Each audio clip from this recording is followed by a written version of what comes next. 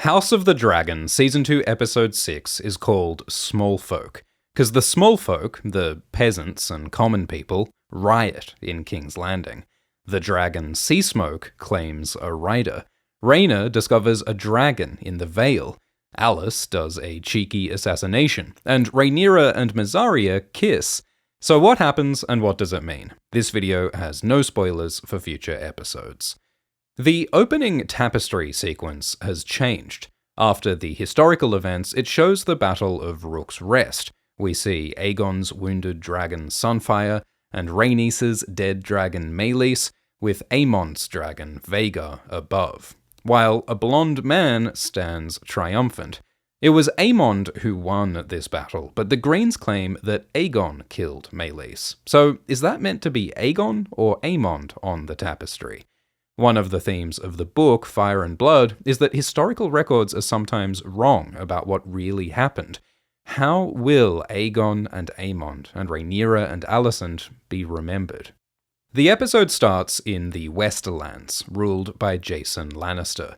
Jason supports King Aegon and the Greens against Rhaenyra and the Blacks, so he and his army come to the Golden Tooth, ruled by Lord Humphrey Lefford.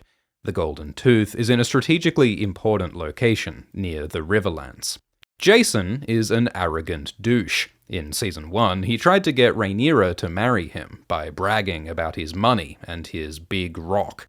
Now he brags about his big army. He wears fancy lion armor and even brings actual lions in cages, because lions are the sigil of House Lannister.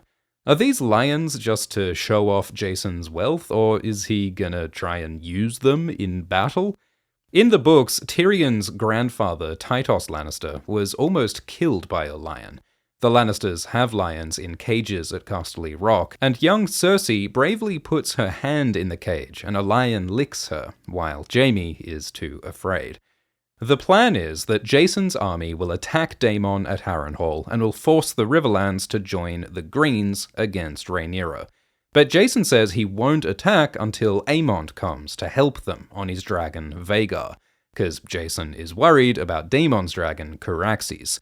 We saw at Rook's Rest that dragons can easily burn armies, and Jason would know about the Field of Fire, when thousands of Lannister men were burned by Aegon the Conqueror's dragons. So Jason demands support from Aemond and Vhagar.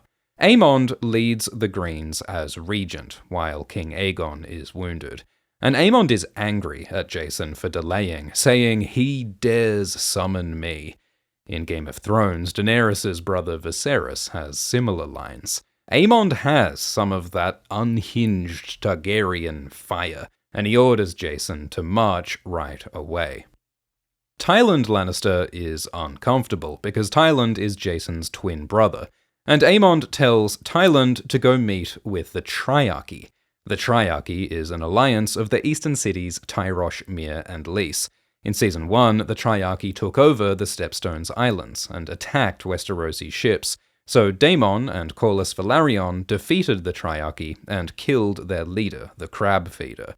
Then the Triarchy rose again and allied with Dorne, so Corlys defeated the Triarchy again, but the Triarchy still exists in the east, so Aemond wants to ally with the Triarchy and get them to attack Corlys's blockade, which is currently blocking trade and food to King's Landing.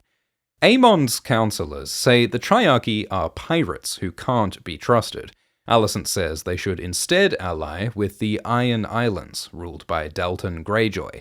He's an ancestor of Balon, Theon, and Yara Greyjoy in Game of Thrones. The Ironborn have a powerful fleet, so they could help against the Velaryons. Jasper suggests that Alicent should marry Dalton, but she refuses. In the books, Dalton is just 16 years old, and he's a notoriously violent raider, and he's not replying to their messages, so Tywin will go and talk to the Triarchy.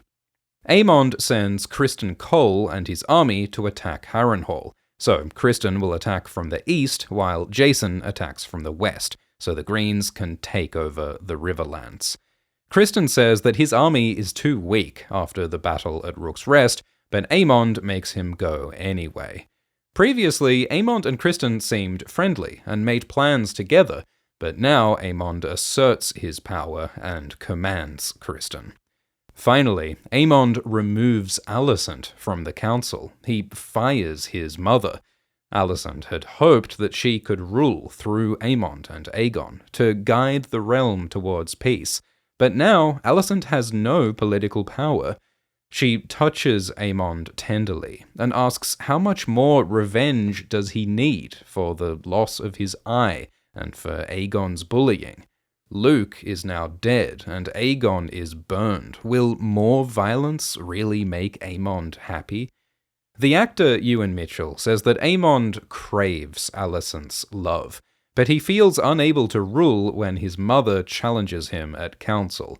So Aemond sends Alicent away, and sends Criston and Tyland away, removing everyone who might question his authority. Larys Strong suggests that while Criston is away, Larys should be Aemond's new Hand of the King, his right-hand man. But Aemond refuses, and calls Larys a toad. Previously, Larys manipulated Aegon to get power, but Aemond is harder to influence than Aegon. Instead of Larys, Aemond wants his grandfather, Otto Hightower, to be Hand of the King again. Aemond says that Otto is overcautious, but he is loyal to the Greens. And he is very experienced, having served as Hand of the King for King Jaehaerys and King Viserys and King Aegon. For a while, it seemed that Aegon might die of his injuries, but Aegon wakes up, and it looks like he might survive. So Aemond faces his brother. Aegon is terrified of Aemond, because Aemond betrayed and burned Aegon at Rook's Rest. Aemond intimidates Aegon and hurts him, and tells him to not tell anyone that Aemond betrayed him. Aemond might be tempted to kill Aegon. That would keep the secret, and it would make Aemond king.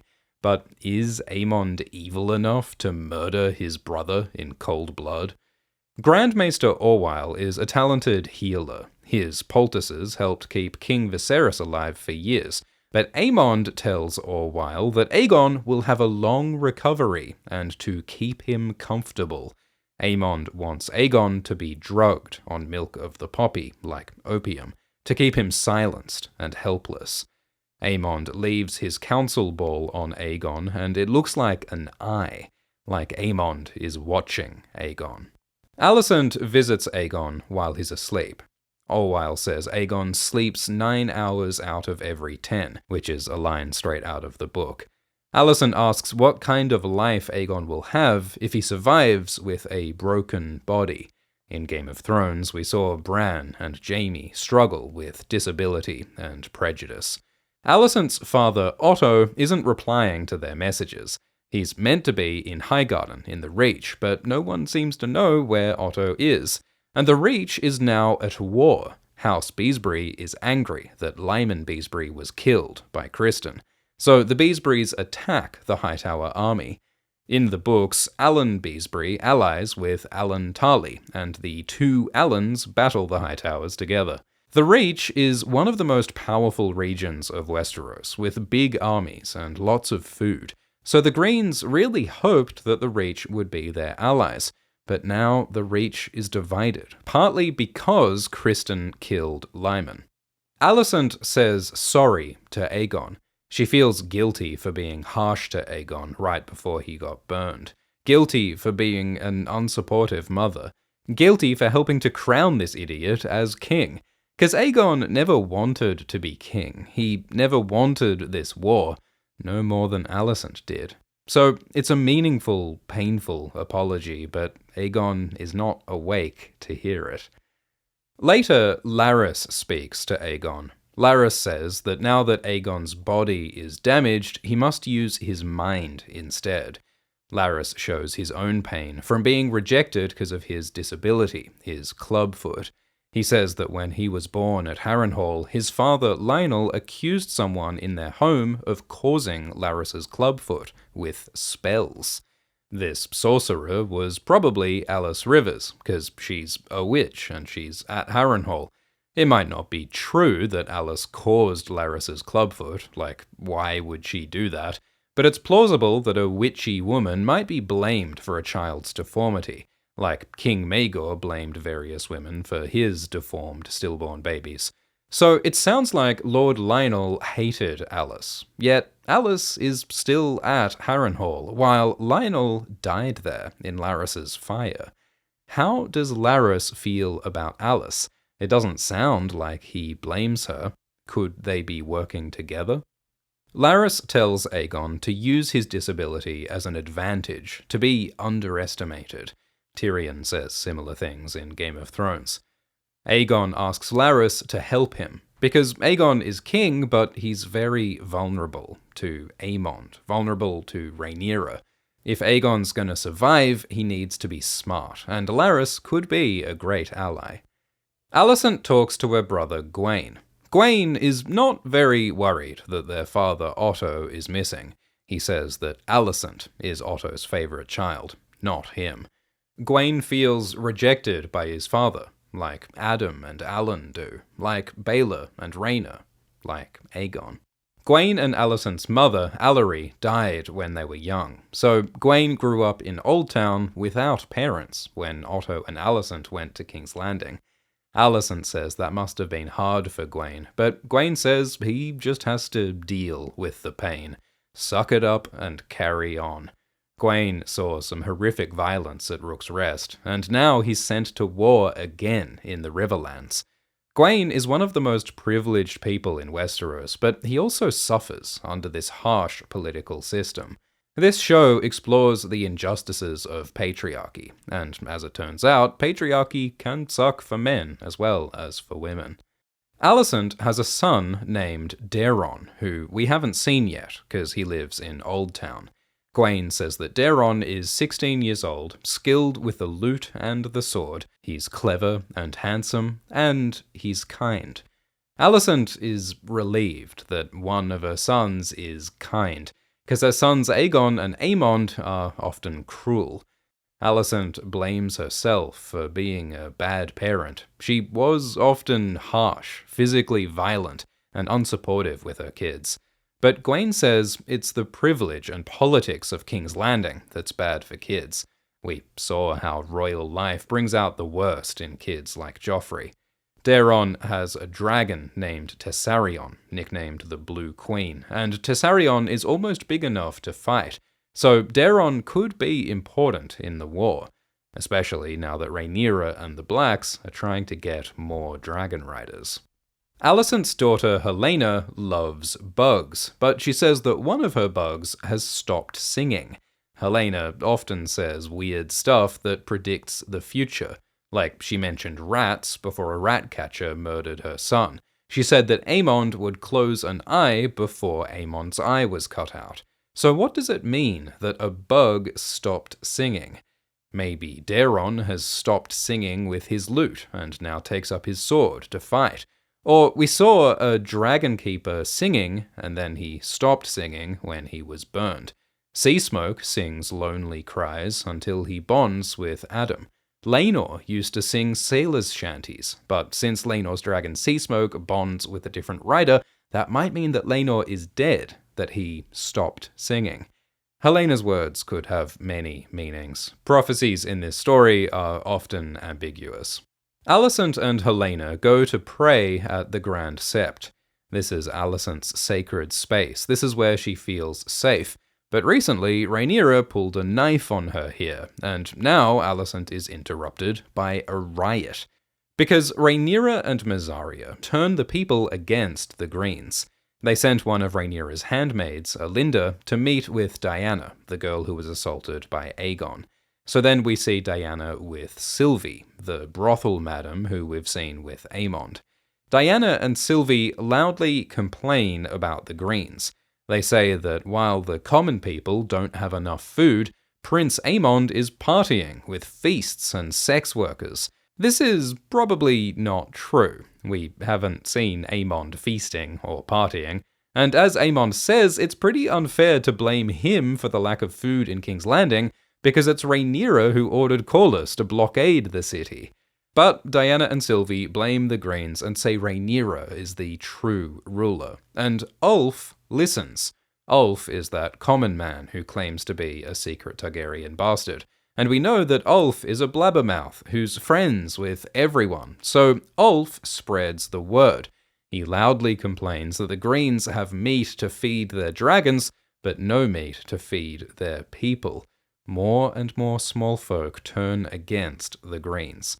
So then, Rhaenyra and Mysaria send a bunch of food to King's Landing, in boats with Rhaenyra's red dragon banner. Because Aegon and the Greens use a green banner with a golden dragon representing Aegon's golden dragon, Sunfire, while Rhaenyra uses a red dragon on black.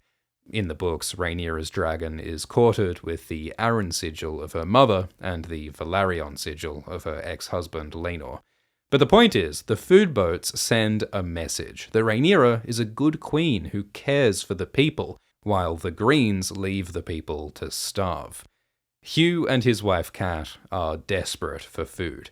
Hugh pats the dog that was owned by Cheese, which is nice, or maybe Hugh would like to eat that dog. But when he sees that there's food from Rhaenyra, he attacks a random guy and takes the food from him. Previously, Hugh said that he wouldn't do bad things to survive, but it turns out his wife Cat was right, and Daemon was right. People are capable of evil. So Rhaenyra and Mysaria's plan works. The people start to riot, turning against the Greens and saying that Rhaenyra should rule.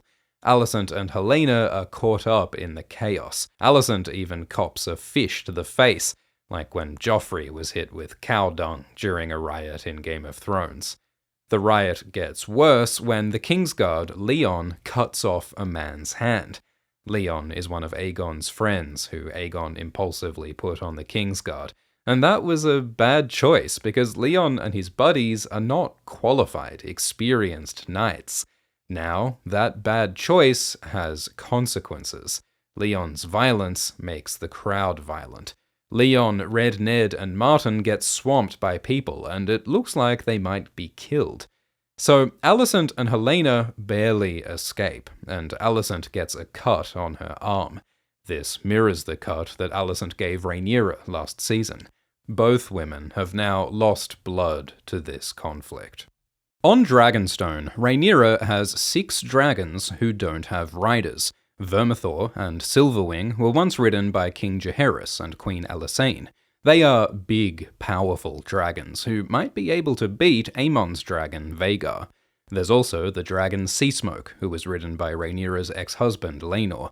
And there are 3 wild dragons. In the books, they're called the Cannibal, Grey Ghost, and Sheepstealer. It's believed that only the Targaryen family can ride dragons because of their magic dragon blood. But the Targaryens do have distant relatives. Rhaenyra's Kingsguard, Steffon Darklyn, has Targaryen blood from his grandmother's grandmother, Princess Aeriana Targaryen. Aeriana Targaryen is not in the books. It's unclear where another Targaryen princess would fit in the existing family tree. But it is plausible that the Targaryens might have intermarried with the Darklyns, because the Darklyns ruled Duskendale, which was the biggest, richest port town in the area before King's Landing was built. So Steffon is like 1/16th Targaryen, and that might allow him to ride a dragon, but there's no guarantee. Dragons are very picky about who gets to ride them. They might reject a rider, even if they're a Targaryen. Like, we heard that the dragon Meleys rejected Daemon, and Rhaena was almost killed when she tried to claim a dragon. So Rhaenyra warns Steffon that this is dangerous, but Steffon takes the risk anyway. Steffon's father was just killed by Criston Cole, so maybe Steffon is keen to join the war and get a dragon to get revenge. The dragons are looked after by the Dragon Keepers, an order of monks. They sing in the Valyrian language, and it's the same song that Daemon sang to Vermithor in Season 1. It seems like this song is meant to summon and calm a dragon. So then Seasmoke arrives. Seasmoke was ridden by Laenor, and as far as we know, Laenor is still alive in the east. Usually, dragons don't accept a new rider while their old rider is still alive. There's a magic bond between them. So if Seasmoke accepts a rider, does that mean that Laenor is dead? Stefan quietly says, "Warrior, protect us." The warrior is one of the gods of the Faith of the Seven, and it feels out of place for Stefan to use an Andal prayer of the faith when he's in a Valyrian ceremony. Stefan might have Targaryen blood, but he doesn't have the Targaryen Valyrian culture and language. For a moment, it looks like Seasmoke accepts Stefan, but then Seasmoke burns Stefan. He also burns a Dragon Keeper, and the Dragon Keeper cuts his own throat with a dragonglass blade. Showrunner Ryan Condal said that each Dragon Keeper makes their own dragonglass blade ceremonially, like a Jedi making their lightsaber, and these blades have a special purpose. Maybe that purpose is for Dragon Keepers to kill themselves instead of burning to death. Dragon keeping is a dangerous job with a hardcore cult-like culture. So why does Seasmoke reject Stefan? Maybe Stefan doesn't have enough Targaryen blood. Maybe 1/16 is not enough. Maybe Stefan wasn't brave enough. Dragons seem to respect confidence and willpower, while Stefan cautiously tiptoed over to Seasmoke. Maybe Seasmoke rejected Stefan because Seasmoke had already decided that he wants Adam, the half-brother of his previous rider, Laenor. Seasmoke flew around Adam back in episode 2, so maybe he'd already made up his mind. So Seasmoke burns Stefan, and Rhaenyra is horrified. This good man burns to death, and she feels that it's her fault. Bartimus Celtigar also blames Rhaenyra. He hated the idea of Stefan claiming a dragon from the start, because the Celtigars are a proud Valyrian family, like the Targaryens and the Velaryons. The Celtigars aren't dragon-riding families, but they are Valyrian, so it might offend Bartimus for a rando non-Valyrian like Stefan to get a dragon. Bartimus talks and talks at Rhaenyra, and she gets so annoyed that she hits him. Rhaenyra feels that if she was a man and a warrior, she'd be more respected and feared by the realm. This world follows male forms of power, so Rhaenyra struggles to be a female ruler. Rhaenyra holds a sword, and Mysaria is into it. Rhaenyra sends Lord Mooten from Maidenpool to retake Rook's Rest, and she sends letters to the Vale, because Jane Arryn still hasn't sent the soldiers that she promised. But Jace says they don't need armies, they need dragons. They need Daemon and his dragon Caraxes if they're gonna beat Vhagar, but Rhaenyra suspects that Daemon has abandoned her. And Jace gets angry at Rhaenyra when she doesn't include him in her plans with Mysaria. Rhaenyra confides in Mysaria. Rhaenyra says that she always wanted to be like Daemon, to be carefree, dangerous, and to be a man. In Season 1, Rhaenyra was excited to be mistaken for a boy. She always struggled with restrictive gender roles. The actor says that Rhaenyra is at odds with her gender. Rhaenyra says Daemon wants to be like Rhaenyra, wants to be loved by Viserys, and wants to be Viserys' heir. So did Rhaenyra and Daemon ever really love each other, or did they just envy each other? Rhaenyra says that she and Daemon were halves of a whole. Cersei and Jaime say similar things. Part of why Cersei loves Jaime is because he looks like her. It's narcissism. Maybe incest is bad. Mysaria confides in Rhaenyra. Previously, Rhaenyra asked Mysaria where she got the scar on her neck. So now Mysaria tells her traumatic story. Mysaria was raped by her own father and was impregnated. Mysaria's body was cut, and now she's unable to bear children, and her father left her for dead. So Mysaria swore that she would never trust anyone. When she got with Daemon, she hoped that she would get safety, but Daemon put her in danger with his Dragonstone tantrum. Daemon also announced that Mysaria was pregnant with his child, which is even more messed up now that we know about Mysaria's last pregnancy. But Mysaria says that Rhaenyra is different. Rhaenyra treats Mysaria with respect. So Mysaria believes that Rhaenyra really could be a great queen. It's a tender, vulnerable moment, so Rhaenyra hugs Mysaria, and gradually the hug becomes a kiss.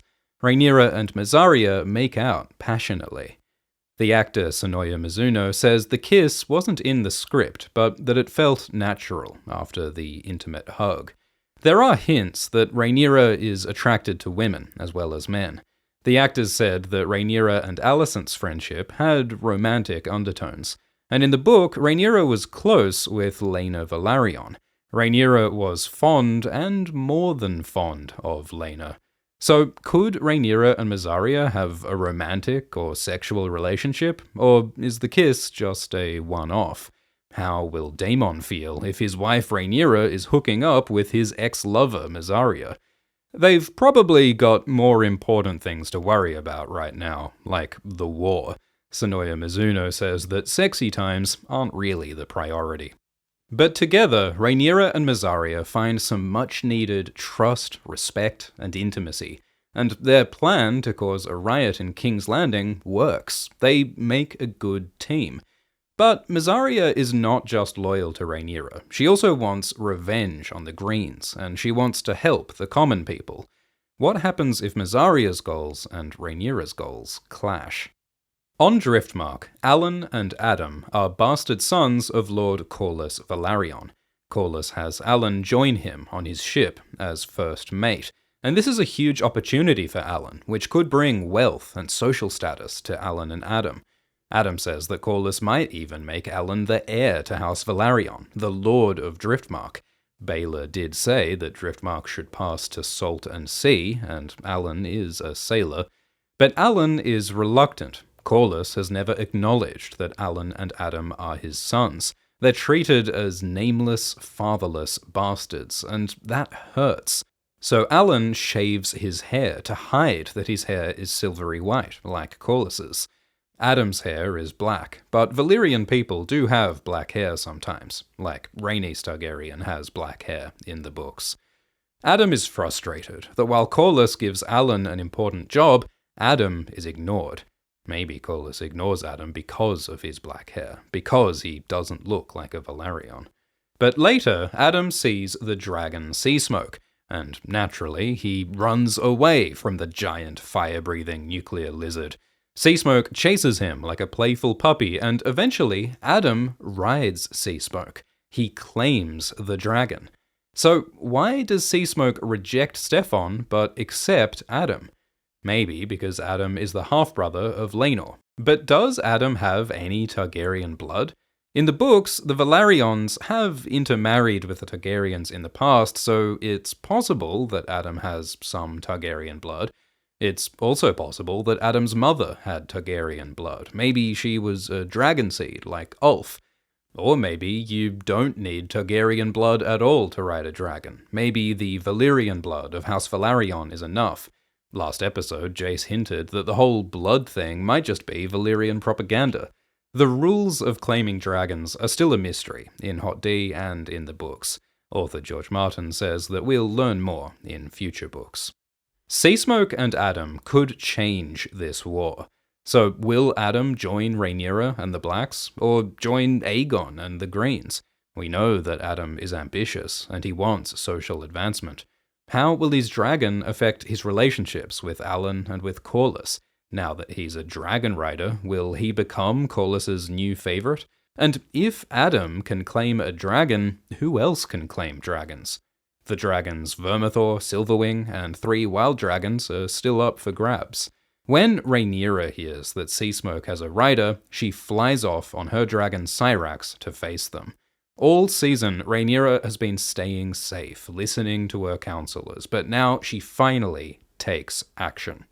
Rhaena Targaryen is the daughter of Daemon and Laena, and Rhaena is in the Vale with Rhaenyra's children Joffrey, Aegon, and Viserys, and with Aegon's young dragon Stormcloud, and with Joffrey's dragon Tyraxes. They're here to stay safe, away from the war.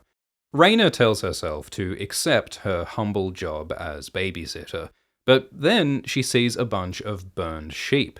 She learns that there's a dragon in the Vale. Since it's eating sheep, this is probably the wild dragon Sheepstealer, described in the books as a notably ugly mud-brown dragon. Jane Arryn says it's time for Rhaena to go and stay in Pentos with young Aegon and Viserys. But Rhaena wants a dragon. She holds a dragon toy in this scene. So maybe Rhaena will try to claim the dragon sheep-stealer and become a dragon rider. This would be a change from the books. In the books, Sheep-Stealer isn't in the Vale, he's on Dragonstone.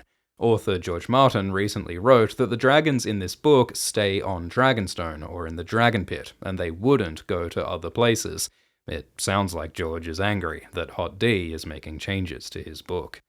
Daemon is at Harrenhal in the Riverlands, and Daemon is affected by the magic of the old gods and by the witch Alice Rivers. So Daemon has a dream of his dead brother Viserys. This is a flashback to Season 1, Episode 1, when Viserys' wife Aemma had died, along with their baby Balon. And when Viserys needed Daemon's support, Daemon had gone partying with his men, and made an insulting speech about baby Balon being heir for a day. So Viserys exiled Daemon, and made Rhaenyra heir to the throne instead of Daemon. So Daemon is now forced to relive a painful, traumatic memory. And it makes Daemon a little crazy. Daemon accuses Simon Strong of causing Daemon's nightmares, and even threatens to kill Simon. It is classic Daemon behavior to blame random people for his problems. And the other classic Daemon move is to run away. He left Dragonstone, left the Stepstones, left Pentos, and now he tries to leave Harrenhal. But he's stopped by Alice. Alice hints that Daemon is influenced by ancient magic powers. The old gods in the weirwood trees were in Westeros long before humans came. The White Walkers and dragons are other ancient powers.